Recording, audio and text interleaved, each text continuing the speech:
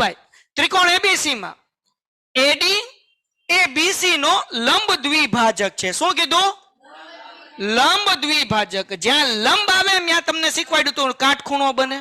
મતલબ એવો કે ખૂણો ડી કેવો છે ભાઈ? 90 અંશનો છે. બરાબર ને? હા કે ના? તો આ બાજુ 90 અંશ થાય ને આ બાજુ તો આપણે પક્ષમાં લખી નાખીએ.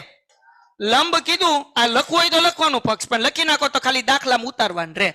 બરાબર ને? અહીંયા ધ્યાન રાખ ને પછી કરજે. તો અહીંયા હું લખ્યું લંબ. લંબ નો મતલબ એવો થાય કે ખૂણો કેટલાનો પડે? 90 નો.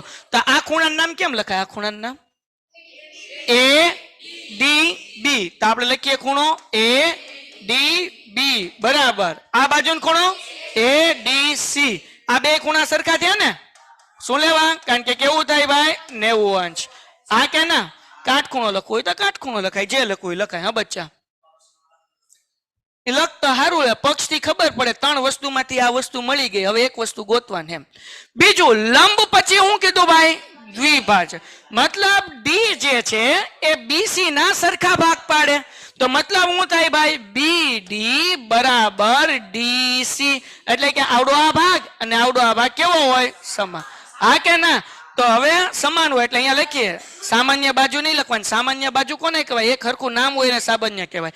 અહીંયા લખવાનું ડી એ બીસી નું મધ્ય બિંદુ છે. શું લખવાનું? હું કોણ મધ્ય બિંદુ?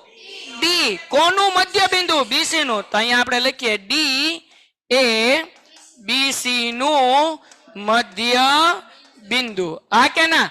તો બસ હવે આપણે જે ત્રિકોણ એકરૂપ સાબિત કરવાનું છે એમાં 2 વસ્તુ લખી નાખશું, ત્રીજું ગોતી લેશું. હાલો, તો આપણને શું કીધું ભાઈ? તો જેમાં AB બરાબર AC હોય તેવો સમદ્વિબાજુ ત્રિકોણ છે. એટલે આ સાબિત કરવાનું છે. શું સાબિત કરવાનું છે? AB બરાબર AC. આ AB અને આ AC આ બે સમાન છે, એ સાબિત કરવાનું છે. કરી નાખીએ. 1 જ મિનિટનો દાખલો.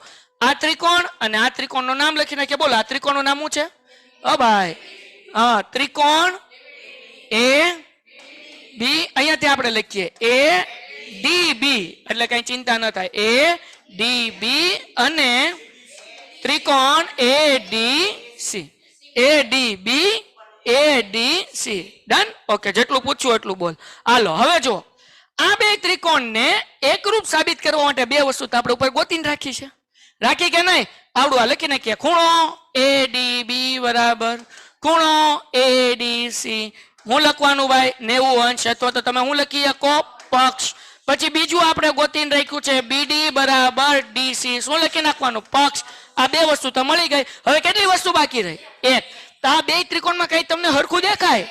એડી આમાંય છે અને આમાંય છે. 2 ત્રિકોણમાં છે એટલે એડી બરાબર એડી. શું લખવાનું? સામાન્ય બાજુ. હા કે ના?